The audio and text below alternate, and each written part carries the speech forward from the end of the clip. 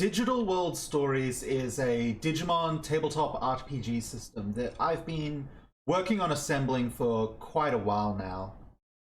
If you've followed this YouTube before, or even recognize my name in regards to Digimon Tabletop, I've done some work with the Digimon Digital Adventures system before, not as a developer on it, but rather putting together a web-based character sheet and producing some live play recordings that have been featured on my YouTube.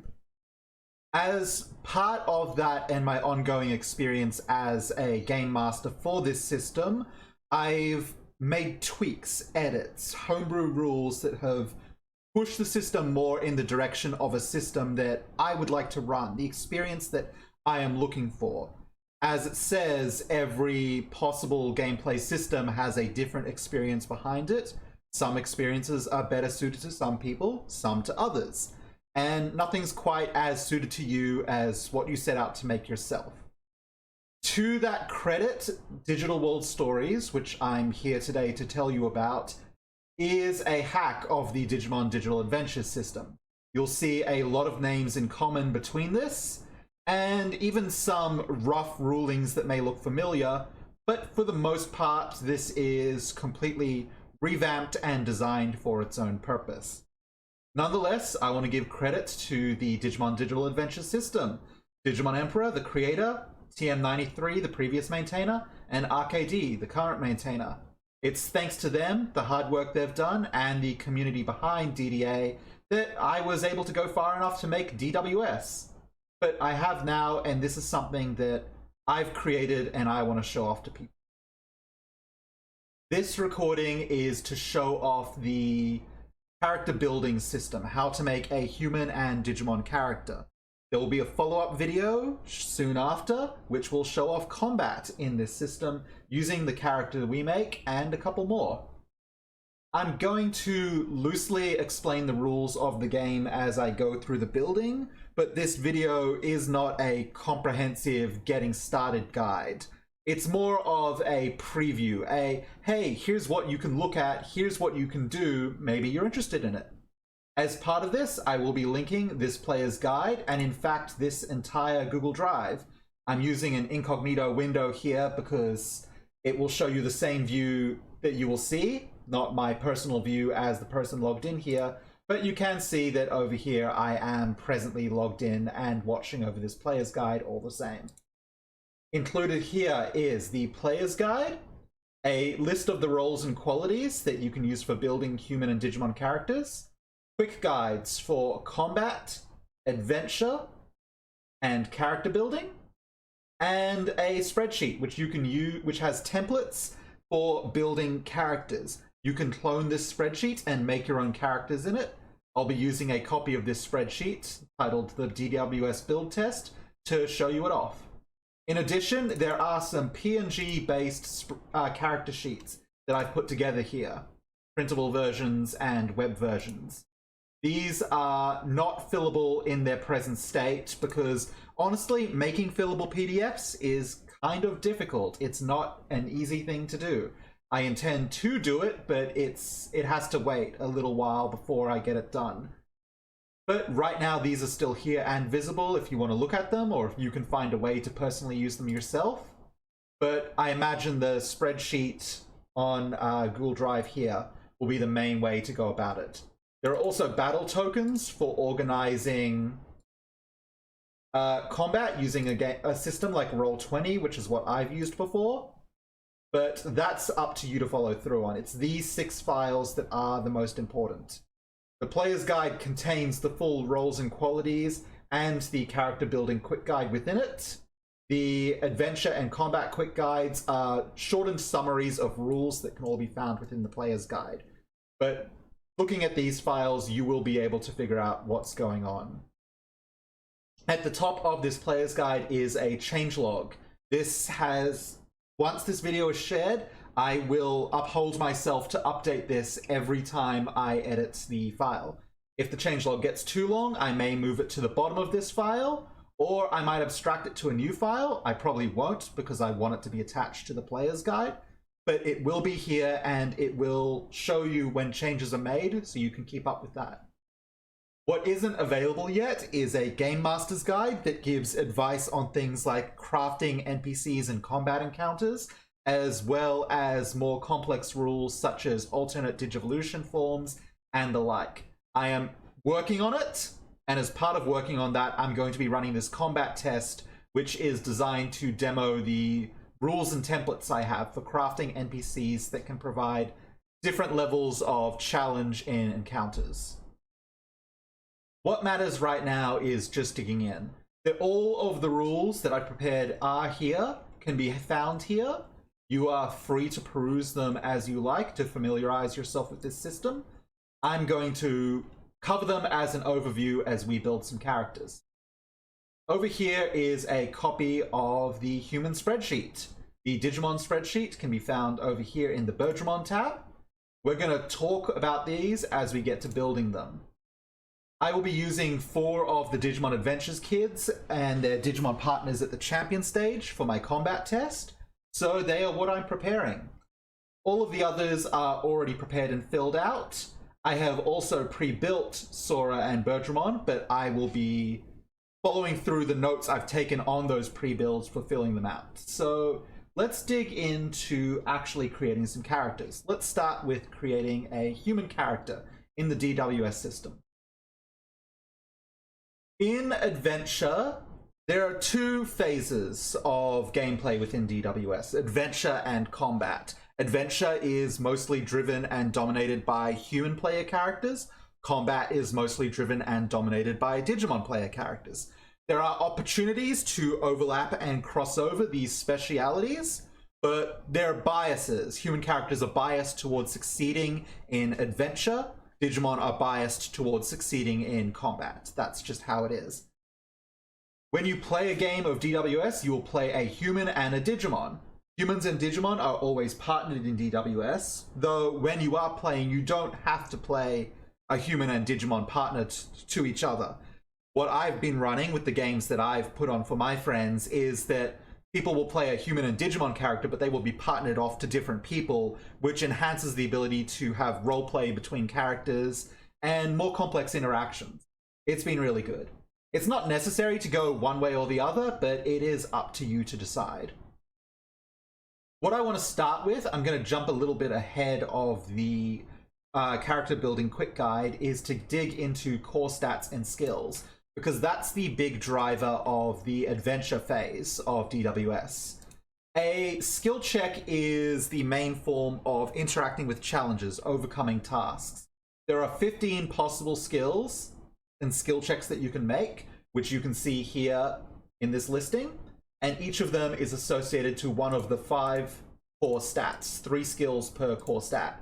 So the evade, precision, and stealth skills are nested under the agility core stat. Athletics, endurance, and strength under body, etc., etc., etc. A skill check is made by rolling d6 dice. D6s are the basis of DWS. They're basically the only dice you will ever use. There's a brief reference to D3s, but whenever you need to make use of a D3, the way to do that is to roll a D6, halve the result, round up. If you roll a D6 and get a 5, that is a 3 on a D3.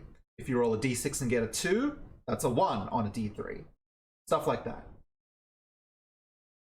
When you're making a skill check, you will be looking at the core stat for that skill. If I said make an evade skill check, you would be looking at your agility core stat. Right now that's 0, but we're going to change that very shortly. You would make a skill check by rolling 3d6, which is the common number of dice to roll for most checks. 3d6 dice, 3 6-sided dice. And then you would add your core stat value. Right now, agility is 0. Sora, you know, she's got some decent agility going on, so let's start her off with an agility of 3. Now, if Sora was making an evade check, her check would be 3d6 plus 3. When you're making skill checks, and I'm going to jump back over to the player's guide for this, you are attempting to meet a certain difficulty number. That is precast, and the difficulty numbers are in multiples of 5.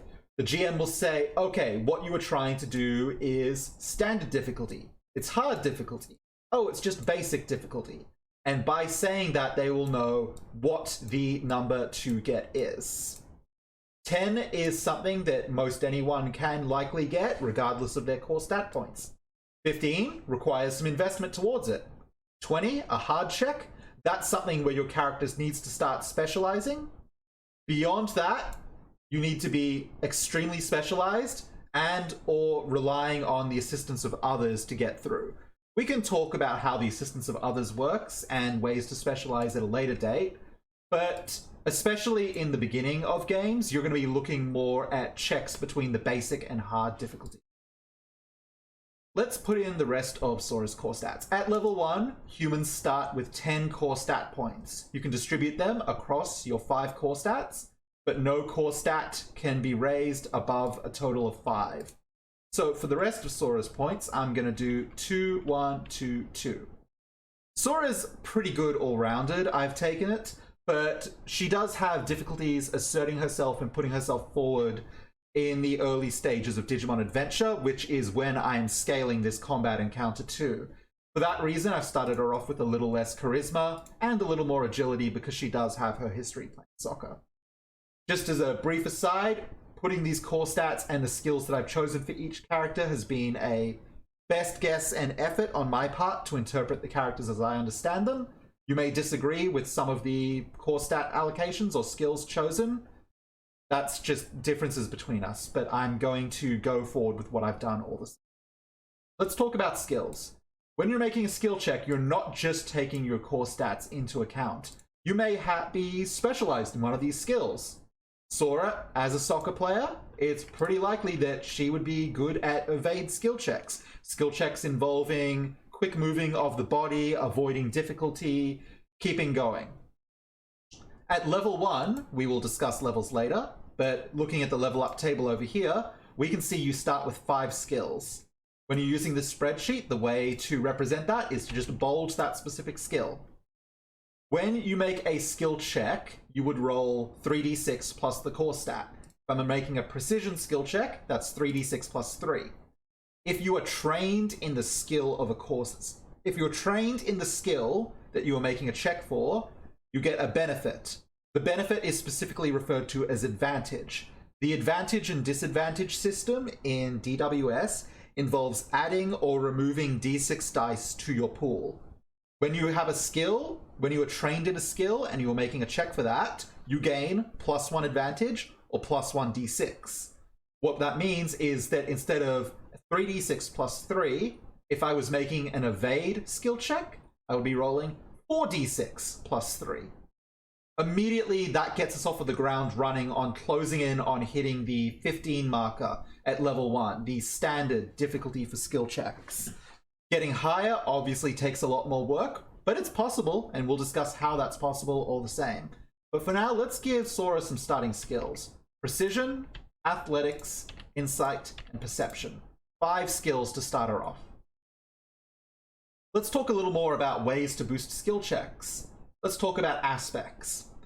Aspects are declarations of the ways your character are. They are summaries of notable traits that your character possesses that when acting in fulfillment or alignment with those traits, you gain a bonus benefit to your skill checks. Specifically, when you act in a way associated with your major aspect, you can add +2 to your checks. If you act in a way according to your minor aspect, you can add +1 to your checks. These aspects are, respectively, major aspect, I'll take care of them, and minor aspect, soccer kid. These are, as I've written them, titles, overarching broad descriptions of traits a character possesses. You can, when you write an aspect or anything else, go in deeper in depth. You can describe the trait in the manner the character is instead of just giving it a fancy title, but this is an option for how to approach it, and for the purpose of character creating and showing it off, that's what I'm doing. Immediately, you could maybe start seeing some ways in which you could be using these traits. If Sora is acting in a way to protect others, she could say, okay, I'm invoking my major aspect, I'll take care of them in doing this. If I am trying to check if someone's okay, I'm looking out for their mental state, I'd be making an insight check against them. Ordinarily, because I have that skill, it would be 4d6 plus 2. Because I'm using this in regards to my major aspect, I can add 2 more, and it's 4d6 plus 4. If I'm making an evade check to quickly get around, maybe dodge some falling rocks or that could easily fall under the domain of Soccer Kid. So let's use the minor aspect and gain a +1. Now that is 4d6 plus 3 plus 1. 4d6 plus 4 again. You can see in this way that playing according to your character's aspects or keeping aligned with your character's declared major traits will lead you to be able to be more successful with skill checks. Following your aspects is an important method of making these checks that you really want to make. There's another important purpose to aspects, more for a GM, but I'll talk about them once we've gotten to Torments. But you know what? Let's get to Torments right now then. Alright, for people familiar with the Digimon Digital Adventures system, Torments will be a little familiar. These are struggles, past injuries, whether mental or physical, traumas, phobias, things that latch onto a character, and when they are touched upon, when they are brought to the forefront by events beyond the character's control, it will cause them stress, it will cause them difficulty. It will call for a torment check. To jump back over to the player's guide and scroll way down to the section on humans and click over to Torments, we can see here the details of Torments are written up. The most important thing right now is when the situation arises that a character is tested by their torment, they'll be required to make a torment check. This is a roll of 3d6 minus the rank of their torment. Torments have ranks between 1 and 3, and when you make a check, it will be 3d6 minus 1, 2, or 3. Based on the result you get, things will happen. You may pass a check, you may reduce the rank of your torment, you may fail the check and increase the rank of your torment. A torment naturally can't be reduced below 1 or risen above 3. It is possible to lower a torment's rank to 0. This requires narrative action taken by a character to address their torment, ideally when the torment's rank has been reduced to 1. At character creation, you will be giving your character 1 or 2 torments. If you're giving them 1 torment, its starting rank will be 2. If you're giving them 2 torments, the starting rank will be 1 each. For Sora, we're starting with 1 singular torment at rank 2. And the name of this torment is What is Love? This is to represent, as anyone who's watched Digimon Adventures would know, that Sora has struggles with the concept of love, especially because it is her crest, which we can type in now. She comes to accept the concepts of love involving friends and family, but in the early game, and when made aware of her crest especially, she has quite some difficulties with it. This is good. This is good for the purposes of character creation and setting up something for roleplay, because I'd like to talk now a little bit about aspects, torments, and crest. These things can easily be related. Love as a crest, what is love as a torment, and I'll take care of them as a major aspect are all things that can bounce off of one another in the same sphere. This is great for knowing a direction you're taking your character that you're role-playing in. It also provides your GM with a series of markers or goalposts or just general directions to say, okay, this is the way in which I can test this character. These are the sort of events I can build towards, or events and NPCs I introduce can interact with these concepts. It's great in both ways. For player characters, it gives you direction and aim for taking your character. For GMs, it gives them ideas for what to put in the way of a character to give them challenges within the gameplay. These are not fixed. While torments are mostly locked in once you've taken them, your crest and aspects are able to be changed. In general, if you feel that a crest or aspect no longer fits your character, you should discuss with the GM ways that you can narratively bring about that change, not just swapping it out between sessions. But it comes down to how you're playing, how the GM is handling things, and the conversations that you're able to have. But it is important to keep in mind. We'll talk about qualities in a bit. I'm sure some of you are very excited about the idea of qualities. But first, let's talk about level, and specifically about bonds. Bonds are the means by which a character levels up. Across the course of a campaign of Digital World Stories, you will have the opportunity to write bonds with your crest and partner. These are representations of milestone events occurred with your crest, so your relationship with yourself in regards to your crest, and bonds written with your partner, your relationship to your Digimon partner. When you gain a bond, your level increases. The Digital World Stories system has what I've designed as a season structure. This is a prelude. No. It is a possible structure that you can follow for mapping out a campaign. A 3-season structure where in season 1, you can gain up to 1 partner bond and 1 crest bond for a maximum level of 3, and your Digimon partner will be able to reach the champion stage at the highest. In season 2, 2 bonds each, maximum level 5, ultimate stage. Season 3, 3 bonds each, maximum level 7, mega stage. This neatly packages the growth of level and stage into discrete blocks of events within a campaign that allow you to build up to climactic season-ending encounters, and then move on to the next season should your campaign span across multiples of them. No campaign has to go all the way to level 7. No campaign has to be structured in this specific way, but this is a recommended way because it will provide you an easy way to balance according to progress through a story.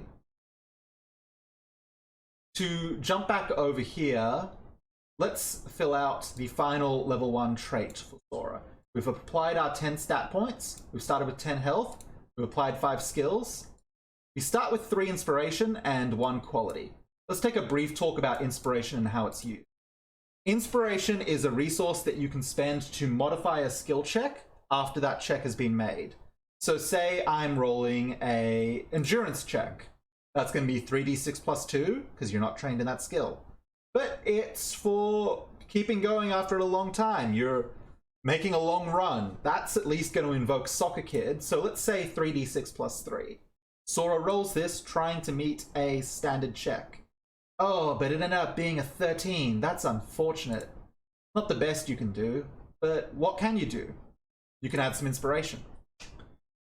You have a pool of inspiration points, and after making a skill check, once per skill check, you can spend however many inspiration you have, as much as you want of that. So Sora, if she had 3 inspiration prepared, could spend 1, 2, or 3 inspiration. When you spend inspiration, you roll as many d6 dice as you spent, and then you take the highest result and add it to your skill check. So say Sora spent a single point of inspiration after making that check of 3d6 plus 3 and getting a 13, and that dice rolled a 3. That's going to add on to it. It's a total of 16. You've passed your check. Great job. What if it only rolled a 1? It totals to 14. That doesn't pass the check, and you already wagered your dice. You spent the points you thought you needed to, and you did not turn it out. Too bad. Failed the check. In that way, you can see that inspiration is something of a gamble. How many points do you want to guarantee crossing the distance? If you roll all 3 points to guarantee getting there, but the first dice you roll is a 6, those second 2 points, too bad, that's that. But, you know, if you roll only 1 dice and it falls you short by 1 or 2 points, that's rough. That's rough, buddy. Inspiration's good, and it increases as you level. Each time you write a bond, your level goes up, your inspiration goes up. Qualities. Now this is the fun part. Human characters start with 1 quality, and at each odd level they get 1 more at 3, 5, and 7. There are presently 20 qualities for human characters. Ideally one day I'll add more, but off the bat, starting this out, there's 20. I'm going to be starting Sora with the Inspiring quality. You may spend your inspiration to boost the skill checks of your allies. Even this feeds into her crest and major aspect. She is spending of herself to improve the odds of others' success. It all can tie together with good character building, and I especially recommend looking at your crests, aspects, torment, and qualities as a whole. They can all be made to relate to one another, but they don't specifically have to. Soccer Kid is sitting right here just to say, yeah, if Sora has to do something athletic, she can. And that's great. This has started Sora off, but we're not going to be using level 1 characters for the combat test. We're going to be using level 3 characters. So let's level Sora up a bit. It won't be too long since starting the story of Digimon Adventures or a campaign of Digital World Stories before Sora gets used enough to Biyomon to make a partner bond with her. Specifically, we'll call it trust in her, representing that Sora is willing to gamble on Biyomon, is willing to rely on her to look after Sora, whereas Sora is so driven to look after others. Congratulations, Sora! You've gained a bond. At the end of whatever session you gained this in, you can level up. Your level is now 2, and you gain 1 stat point, 1 new skill, and 1 more inspiration. So, let's get that inspiration up. Let's boost Charisma up. Sora's taking a forward step on trying to look after others, raising her voice, being a leader. She deserves some more Charisma. As for her skill, well, same deal. She is trying to look out for, support, and reassure others. The support skill is sitting right here for her. A few moments ago, her support checks were 3d6 plus 1. Now they're 3d6 plus 3, because the major aspect, of course, can apply there. But now, natively, they're 4d6 plus 2, or 4d6 plus 4, if you can justify your major aspect, which you should be trying to do. Fantastic. But, you know, level 2, still not enough. This combat test will be run with level 3 characters, and so Sora's Crest Bond, her first defined relationship with the Crest of Love, is making a declaration. There is a moment in the story, in the campaign, where she has taken a stand and said, no matter what, I'll protect those close to me. It is an expression of love for others. And because of that, she has gained her first Crest Bond with the Crest of Love, furthered her development of self and relationship with this crest, and reached level 3. So right off the bat, that's another inspiration, and another core stat point. We will raise agility, because that's her highest core stat, and it does not hurt to specialize. What else do we get at level 3? We get 1 more quality. The quality I have chosen for Sora's level 3 will be Resolute. Increase your inspiration total by 1. For each torment you have at rank 0, increase your inspiration total by 1. What you can see looking at Resolute is it's kind of a promise. It's kind of a prediction. Sure, you get 1 more inspiration right away. Your total's up to 6. Sora can use Inspiring even more effectively now.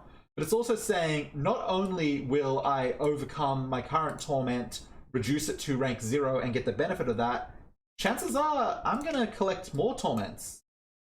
You know, 1 or 2 is not fixed. As gameplay progresses and you encounter stressful, hurtful, damaging situations, chances are you'll collect more torments, which will further the role-playing opportunities for your character. And a bold player, especially early in the game, taking Resolute says, yeah, I can see this happening, and I can see myself overcoming that. And that's beautiful. But just like this, Sora has hit level 3. In terms of skill checks, she is really hitting effectiveness. She has a spread of 6 skills, solid core stats, her good aspects. She's got Inspiring and Resolute, so she can leverage inspiration for the sake of others. She's doing well. It's about time to jump over to Birdramon and start building them. But first, I'd like to talk a little bit about the combat stats in this. Digital World Stories is designed to be played out on a grid-based map. It's possible to do a hexagonal grid. I've always worked with square grids, but I don't think it's a requirement to be squares only. Heck, do triangle grids. Make it spicy. I refer to in the system a single tile within a grid as a unit, and so movement is always categorized in units. Human characters start with a base set of stats that is very similar to a rookie Digimon's starting stats, besides a damage of 1d3, where a rookie Digimon starts with a damage of 1d6. You start with 10 health, 3 movement, allowing you to move 3 units in a single movement action, and the stats for accuracy, dodge, armor, and damage. In Digital World Stories, as in most tabletop RPG systems, the main drive behind combat is making attacks, targeting others, and dealing damage to them. The means to do that is, much like skill checks, 3d6, but the stat you're adding to your 3d6 roll is your accuracy stat.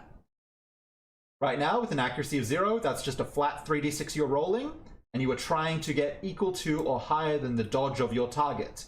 If you're rolling a 3d6 and you get a 11, you've hit something that has a dodge of 10. Heck, you could roll a 3d6, get 10, and hit something that has a dodge of 10. If you rolled 9 though, nope, that's a miss. On a successful hit with a damage-based attack, you would roll your damage die. For a human, that's of course a 1d3, so roll a d6, halve the result. You have a number, an amount of damage your attack has just dealt. You're almost there. Say this 1d3 ended up to a 2. I rolled a 4, we halved it to 2. You would then reduce that number by the armor of a character. Sora here has 0 armor, so that's 2 minus 0. You're still doing 2 damage, and her health would reduce from 10 to 8. If you have armor, say if Sora had 2 points of armor, that would reduce the damage further, but an important ruling is that armor cannot reduce damage below 1. It doesn't matter if your armor stat was 5 and the target rolled 2 damage, that would be reduced to 1 damage. But, you know, it's better than taking 2 points of damage, I'll tell you that. Alright, that's the basics for Sora. Let's jump over to Birdramon and do a little bit of building of a Digimon, shall we? Right away, this chart is a little chunkier. Digimon have more complex builds because they have a larger range of qualities and complex attacks to be created. But we can at least start off with some reliable constants. Birdramon is a champion level Digimon. What that means is that I can copy-paste all of the green columns under champion and pop them over here in the green columns here.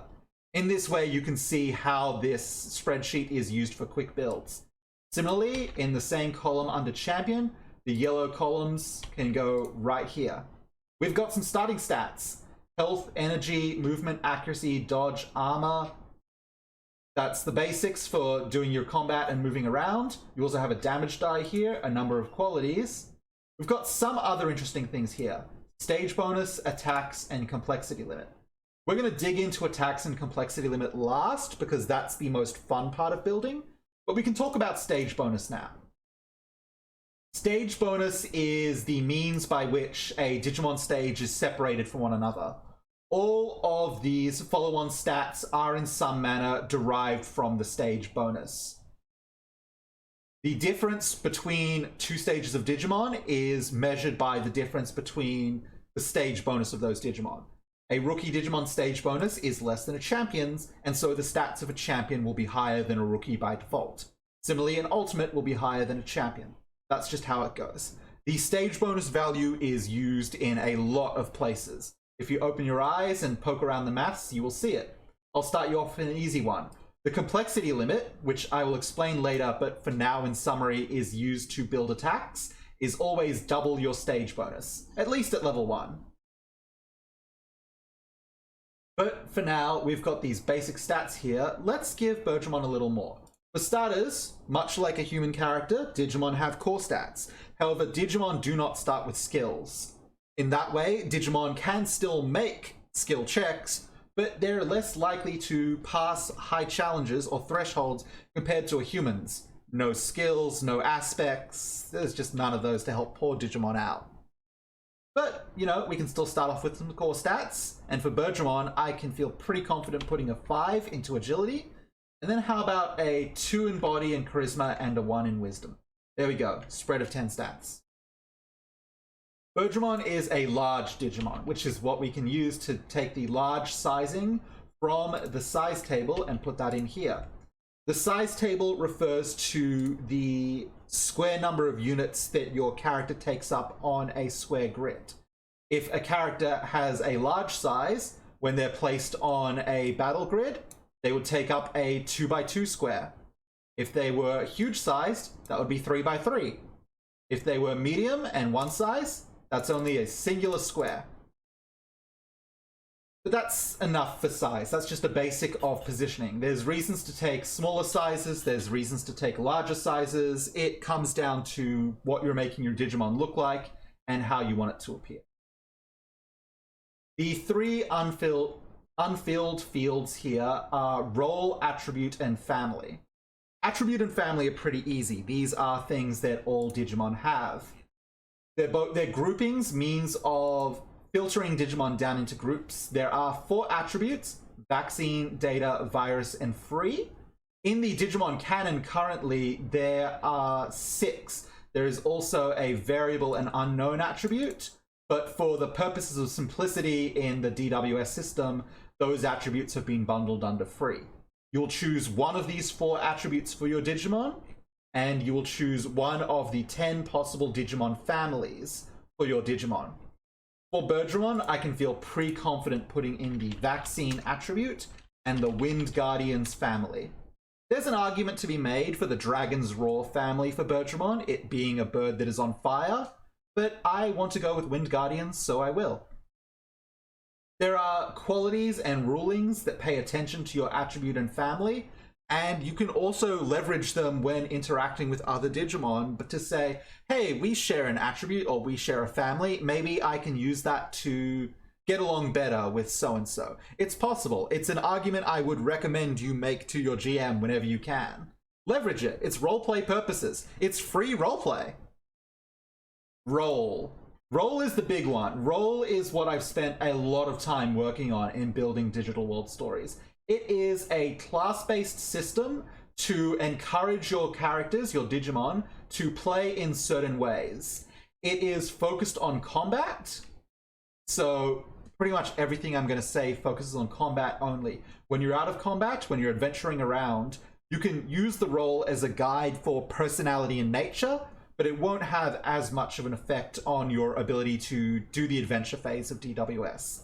In combat, though, there's lots to do. There are 3 overarching types of role: attacker, defender, and controller.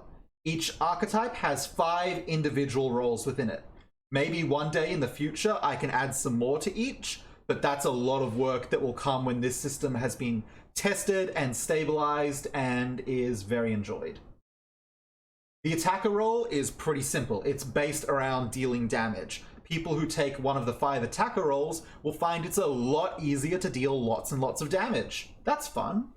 The defender role is based around negating damage. When you take this, you will be using your character to try and reduce the damage done to yourself and your allies. That can be quite fun too. The controller role is a battlefield controller. It is about buffs, it is about debuffs, it is about positioning.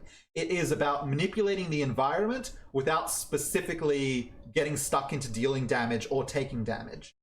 There's lots of fun to be had with all of these roles. I've put in quite a bit of work to make these, so I hope they all prove enjoyable. For Birdramon, I've already chosen the Synergist role. A Synergist specializes in strengthening allies, focusing on empowering others to achieve great feats. This is one of the controller roles, and let's learn about what taking a role exactly means. Digimon are built using qualities for purposes of customization. As you gain qualities, you will customize your Digimon to be able to achieve certain specific feats. There are a large range of qualities available, so you can build your Digimon in many interesting ways, and we're going to talk about that in a bit. Just to start off with here, and to show another way to use this spreadsheet, you gain a certain number of qualities based on your starting stage. As a champion, you start with 6 qualities. So what I can do is I can take the qualities table you get for leveling up, and I can move that up to copy over and replace the ultimate and mega qualities, because they're not applicable. Here you go. Here's the full list of qualities that your champion Digimon will acquire. As a Synergist, you get a couple of benefits. Every role starts you off with a bonus to one of your stats. It's to say, hey, here's the stat that's going to be important to playing your role. For a Synergist, that's +1 to dodge for a champion. So we're going to raise Birddramon's dodge from 13 to 14. Synergists are based around benefiting allies. When you make an attack check targeting someone, the person you're targeting can always choose to automatically be hit by the attack. No matter how bad you might roll or how high their dodge is, if they allow it, the attack will hit them. In this way, Synergists don't really need high amounts of accuracy. They're not going to be targeting enemies so much as they're going to be targeting allies to benefit them. Because of this, a high dodge is better. Even if you get targeted by an enemy, thanks to your boosted dodge, it is less likely you will get hit, less likely you will take damage. That's pretty important. What else do Synergists get? They get an attack modifier. Every roll gets one free attack modifier quality.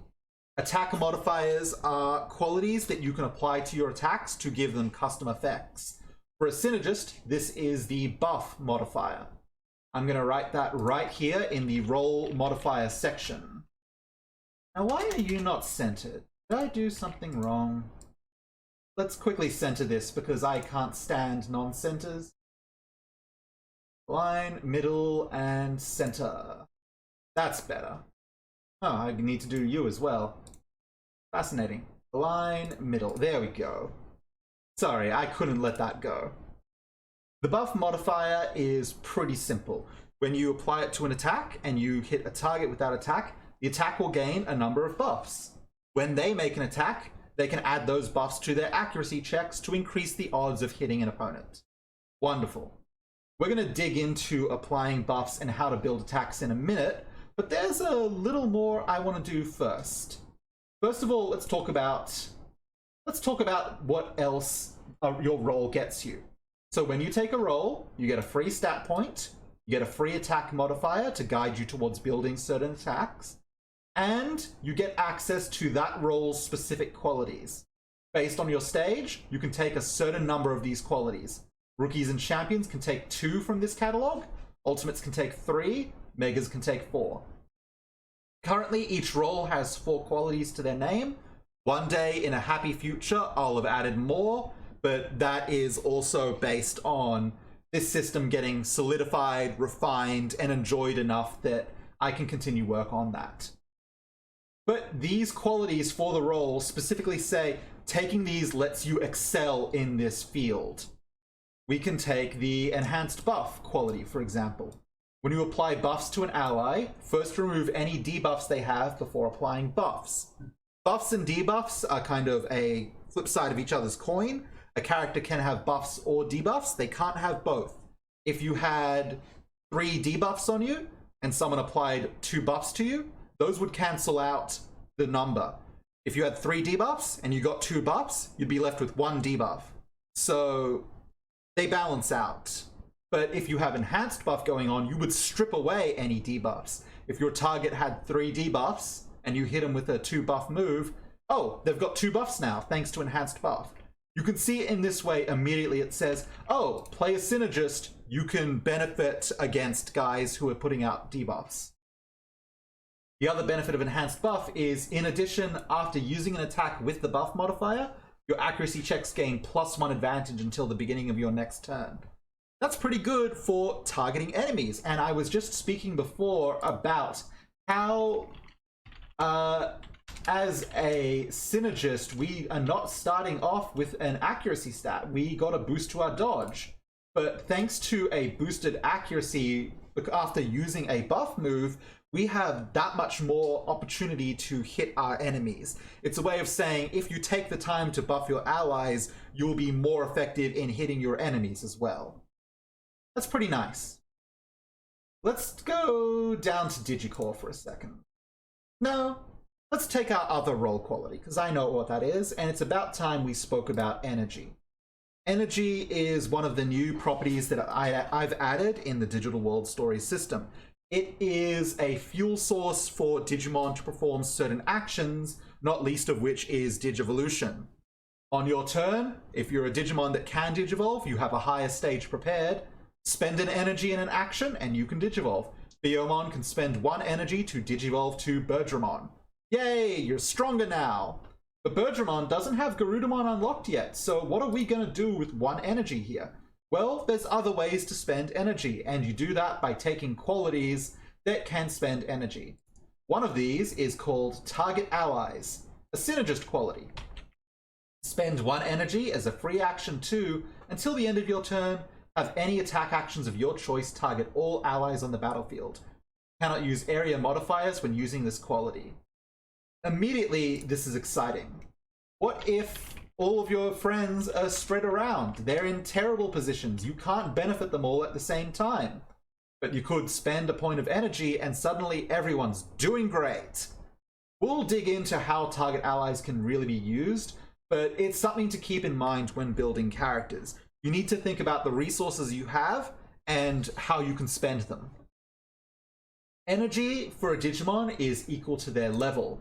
Their energy will increase every time they level up, and a Digimon's level is equal to their partner's.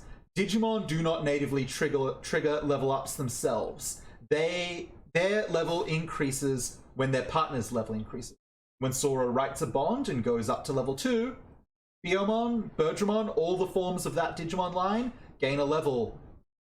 And at the same time, your energy increases, you have more resource for really cool action.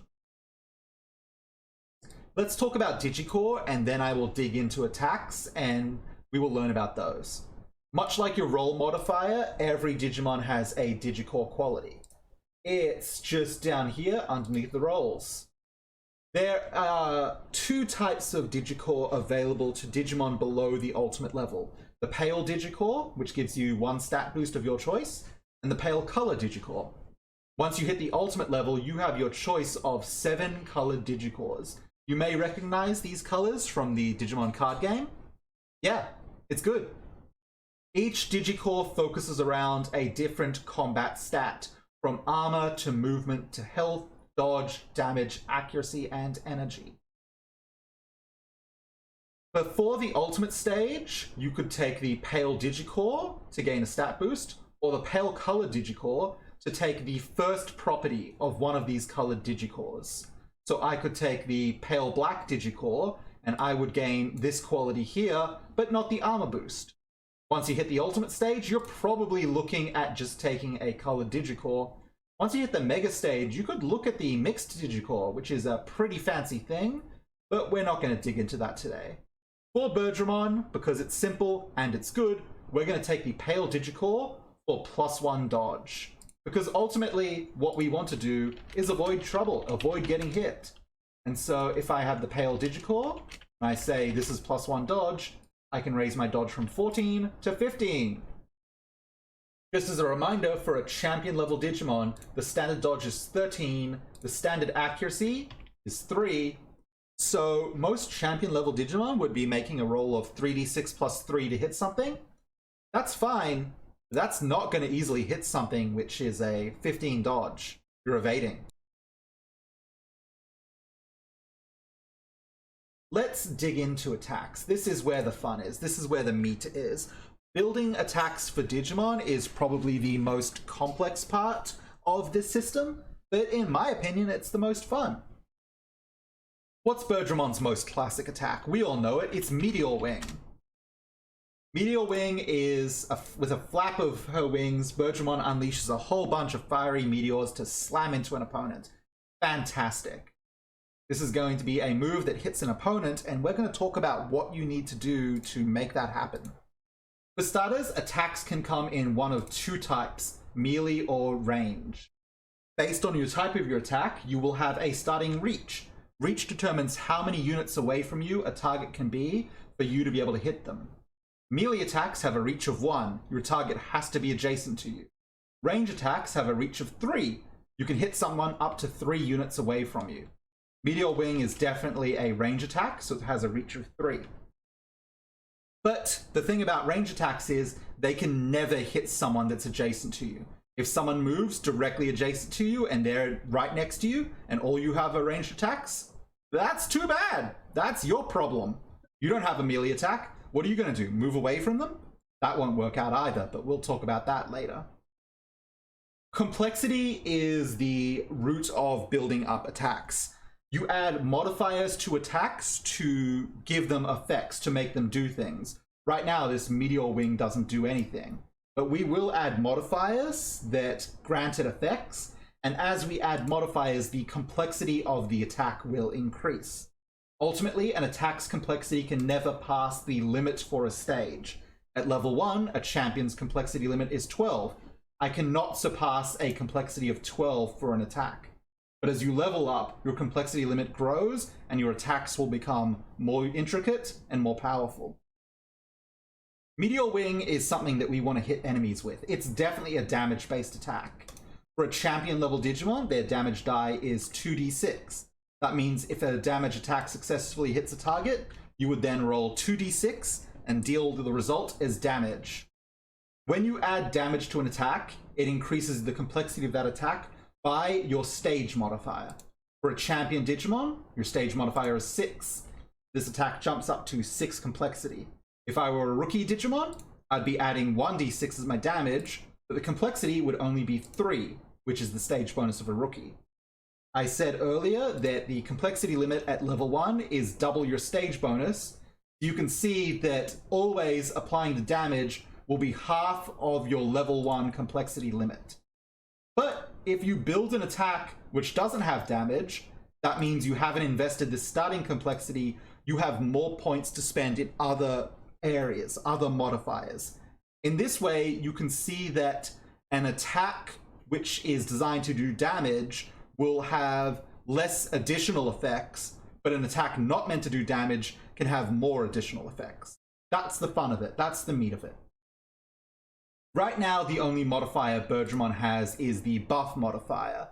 This is great for helping allies, but why would you use this on an enemy? There's no reason to put buff here. But I can think of something that I would like to put on Meteor Wing, so why don't we go and pick up that quality right now. Over here in the role and qualities list, underneath the Digicore section is the attack modifier section. Attack modifiers are the means of making your attacks unique.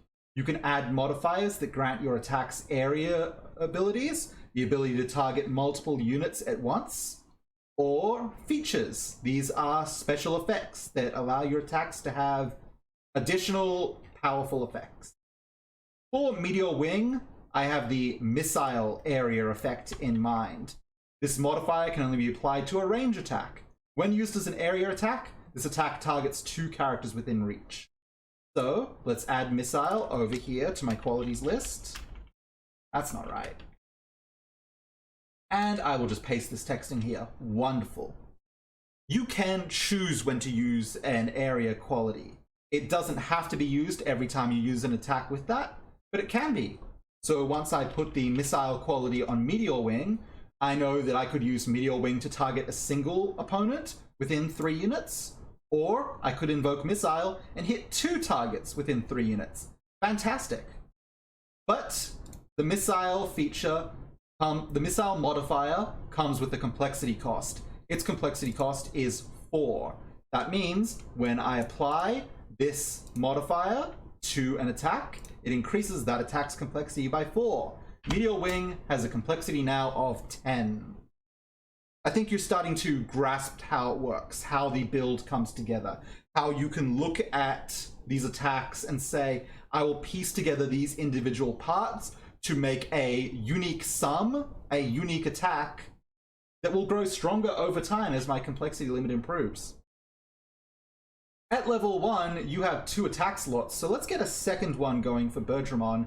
And with this one, we're going to fulfill the Synergist role that I forgot to type in over here. This attack I'm going to name Red Sun. It will be a range attack, reach 3, designed to hit allies.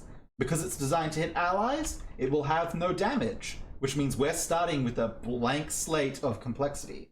Now we can apply some modifiers. The modifier I want to apply to Red Sun is, of course, Buff. It is the means to strengthen your allies. Buff is an attack modifier, just like Missile, but the way you apply it is slightly different. Missile has a fixed cost of 4. Every time I apply this to an attack, it increases that attack's complexity by 4. Buff has a ranked cost. What ranked means is that you can apply a modifier multiple times to the same attack. So each time you apply it, it grows stronger. Buff specifically means when you hit someone with this attack, it will grant them a number of buffs equal to the rank of this modifier. So if you've only got buff applied to this attack once, you hit someone with that, it gives them a single buff. But you could increase that modifier, increase buff to 2 or 3, and then grant them 2 or 3 buffs. Let's talk about the costing of how that does. When you apply a ranked modifier, the complexity increases by the rank of that modifier. So if I apply buff 1 to an attack, that means it costs 1 complexity. If you raise a modifier to its next rank, that increases the complexity of an attack by that rank again. If I'm raising buff 1 to buff 2, this attack's complexity increases by 2 more, it's now 3. If I were to increase this from buff 2 to buff 3, that's 3 more complexity, this raises up to 6. The complexity increase of a ranked modifier is always equal to the sum of those ranks. If you want to add a rank 3 quality, that's 1 plus 2 plus 3 for 6. The table of it is here and easily visible, or you can just put together the maths when you're doing it. But we can see out the gate, Red Sun is now ready to buff some allies. We could even increase it to buff 4 for a complexity of 10, but I have something else in mind that I would like to do with Red Sun. We could put missile on it so that we can hit allies with this, multiple allies at once. But we have target allies right here. Even without a area modifier, right out the gate on turn 1 or turn whenever we deem it necessary, spend an energy, everyone gets buffed. And then following on from that, thanks to enhanced buff, we used Red Sun, then we have +1 advantage, and we can roll with an advantage on Meteor Wing to attack an enemy. It is possible to attack twice in a turn. It requires using an action referred to as a light attack, which I'm not going to explain in this video, but the rules for it can all be found under the player's guide or the combat quick.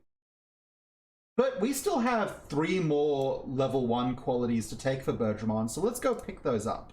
I can tell you exactly what they're going to be. First of all, we're going to scroll under Modifiers, scroll through Actions and Reactions, and arrive in Movement. We're going to take the Flyer and Enhanced Flyer quality. Flyer goes without saying. Birdramon has wings. This bird is going up into the sky.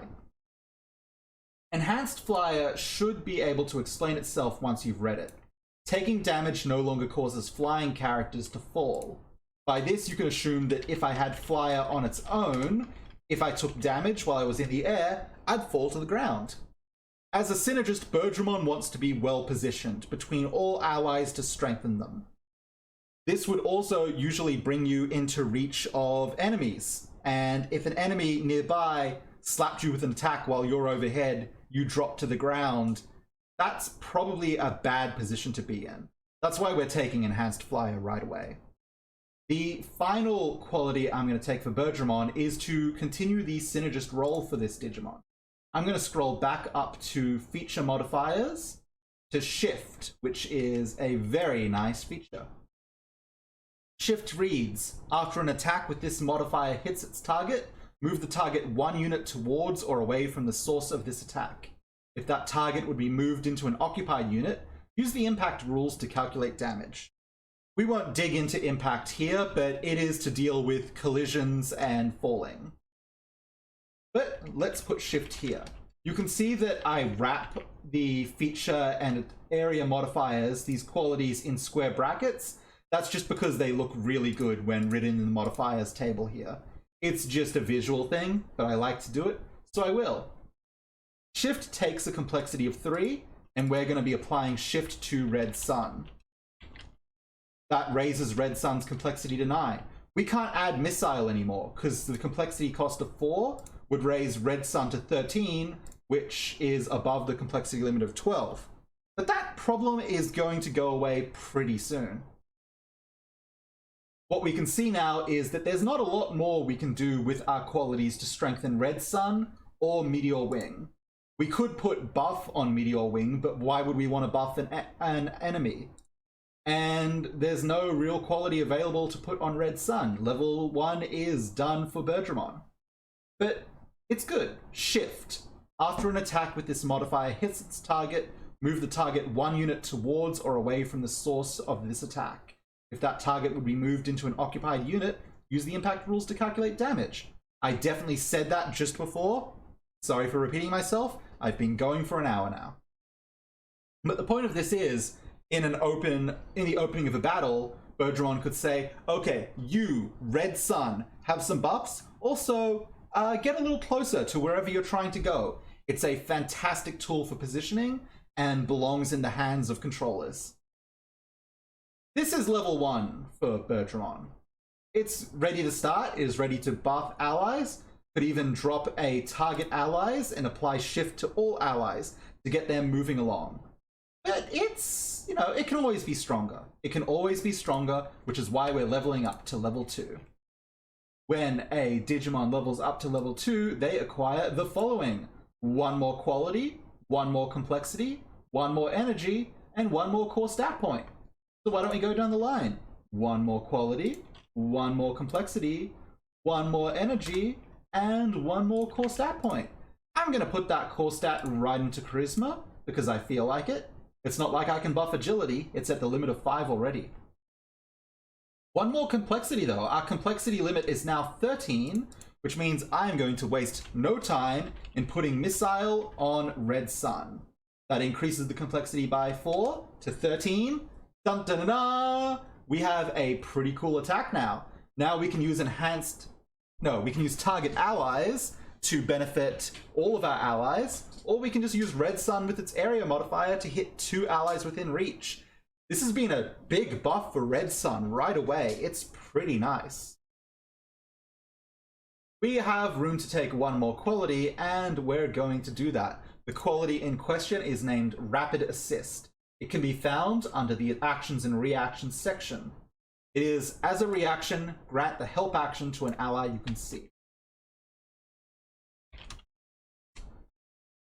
During combat, during your turn, you have 2 actions that you can perform. They're called simple actions. You could also perform a complex action in place of 2 simple actions, 1 complex action being equal to 2 simple actions. You also gain a reaction, which you can use outside of your turn to do various things. By default, any character with a reaction could take the Attack of Opportunity reaction, hitting someone who is left adjacency with you, or the Intercede reaction, moving to take damage for someone else. But neither of those is really something Bergemon wants to be doing. Bergemon doesn't want to be in melee with someone, and Bergemon doesn't want to be taking damage. To that degree, the reaction for Bergemon is kind of not being put to use yet, which is why we've picked up Rapid Assist, so we have something to spend it on. This will be useful for not only clash checks, which is another ruling I'm not going to dig into in this video, but just helping out allies who are trying to achieve things. It's not a core quality for the build of Bergemon, but it is useful to have. But let's not stop there. Let's go up 1 more level. Level 3. Level 3 has the same benefits as before, but with 1 new one, an additional attack slot. That's exciting. Level 3. 1 more quality, 1 more complexity, 1 more energy, 1 more core stat point. That core stat point, I'm going to put to Wisdom. We gain a new attack slot, which I will be building soon. I know exactly what I want to do with that. But first, I would like to pick up my next quality. The quality in question is another attack modifier by the name of Certain Strike. It is a ranked modifier. Add the rank of this modifier to the accuracy rolls of attacks with this modifier. So, let's put Certain Strike over here. We'll list it out. Now, why are you formatted like that? Why would you do that to me? I'm so nice to you and all you give me is pain. Anyway, Certain Strike. Now we can do some buffs. Meteor Wing has a complexity limit of 14. What could we add with that? We could add Shift. It might be good, but, you know, I'm not sold on that. It'd be more reliable to, especially the further you go and the stronger your opponents go, ensure that you're going to do some proper damage. So, how about we put Certain Strike onto Meteor Wing? Certain Strike 1 gives us 11 complexity. Certain Strike 2, that's up to 13 complexity. We couldn't put Certain Strike 3 on, that's too much complexity, but maybe one day in a couple of levels. Red Sun's doing fine as it is. In a few more levels, maybe we can power it up with something else, but, you know, for what it is, it is. Now then, I've been speaking a little bit about how Bergermon doesn't want to be in melee. Bergermon would be in trouble if someone moved into melee. So let's do something about that. I'm going to create a move known as Talon Strike. It will be a melee move with reach 1 that's doing damage. Excellent. If someone moves in close to us, we can still hit them. But can we though? There's no boosts to accuracy here. What are the odds we're actually going to succeed with a Talon Strike? And even if we hit someone, it's not better than dropping some of our other moves. What's the benefit of Talon Strike? Well, looking at our qualities, looking at what Bergermon can do, what we really know is that if someone moves adjacent to us, we would like them to stop being adjacent to us. So why don't we put Shift for a cost of 3 complexity onto this attack? There! Someone has sat next to me? No! Smack! Go away! You make them take a step away, and then you can personally leave without triggering an attack of opportunity. Better. But you still need to hit them to trigger Shift. So how about some more Certain Strike? Adding Certain Strike 2 takes 3 complexity. That brings us up to 12. In one more level, our complexity limit would hit 15, and we could boost up to Certain Strike 3, just to be really sure that when someone comes and says, hey, we can say, no, go, leave me be. This is the build for Bergermon. As a Synergist, you can see that Bergermon on her turn will be using Red Sun to buff allies, perhaps with target allies to buff everyone, and then Meteor Wing to hit enemies. If someone moves in close with her, she'll hit Talon Strike and then run away. If someone is in need of assistance to make a skill check, she will use Rapid Assist. I didn't dig into what the help action here is, but it is part of benefiting others making skill checks, and it's an important part of the adventure phase as well. So check out the player's guide, learn about help actions, learn about it all. This is as much of the build as we are going to do here. As for the other characters, they're already built. Here's Mimi with all her skills and qualities and abilities, Koshiro, and Joe. More interestingly, we have our Digimon. Togemon is fulfilling the role of a close combatant and attacker. Togemon will be getting into melee with opponents and attempting to do lots and lots of damage. I won't specifically talk about this combination of qualities here. We can save that for the combat video, but if you take the time to look over it and think over it, you'll see that Togemon has some real moves. Kabuterimon is fulfilling the role of a Guardian, a classic damage absorber. Kabuterimon will be doing less attacks targeting enemies, though has some meaty attacks for dealing with large amounts of opponents, and more on negating damage through taking the Guardian stance and guard action. Ikakumon is another attacker, a ranged specialist. Thanks to Harpoon, Tornado, and Concussion Rain, we're going to shell opponents from afar and just give them a really rough time. You can see here that this classic 4 Digimon build is 2 attackers, 1 close, 1 far, 1 defender, 1 controller. It's a classic build, but it is not the only build for a team of Digimon. You could easily go all Guardians or all attackers. You just have to account for what you can't handle with these roles. Still, having at least one of each in your team composition, it's pretty good. I recommend it. I will take one moment just to drop back to the same topic we had with Bergermon. As someone who wants to keep their distance and do ranged attacks, you're in trouble if someone gets in melee with you, because you can't hit them. That's why Ikakumon here is boasting Horn Attack EX. Thanks to the signature move quality, this attack can only be performed as a complex action, but boosting its complexity thanks to that quality, I was able to put damage +3 and certain strike 3 on Horn Attack EX. It's the funniest thing in the world to me right now, because here I am, ranged specialist, I'm shelling you from afar. You rush in to close the distance. Okay, you can't hit me that hard once I'm up close with you. Bet. I'm just enjoying the thought of that a lot. But that's pretty much it for showing off the build process for a human character and a Digimon, talking about the complexities of all that you can set up and outlining some of the starting rules for this game. There is a lot more going on here, The player's guide is chunky. I've been writing this and working on this for a long time. It would mean a lot to me if you took the time to check this out, give it a read. Maybe it will suit you. I want to stress one more time that this exists because of the Digimon Digital Adventures system. And so even if looking at this system you think, maybe not, you could always check out the Digimon Digital Adventure system, and that might be for you instead.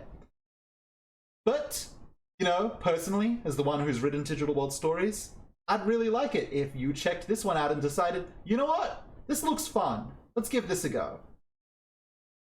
The combat video will be up when I've successfully made it, which will be sometime in the near future, ideally within the next week.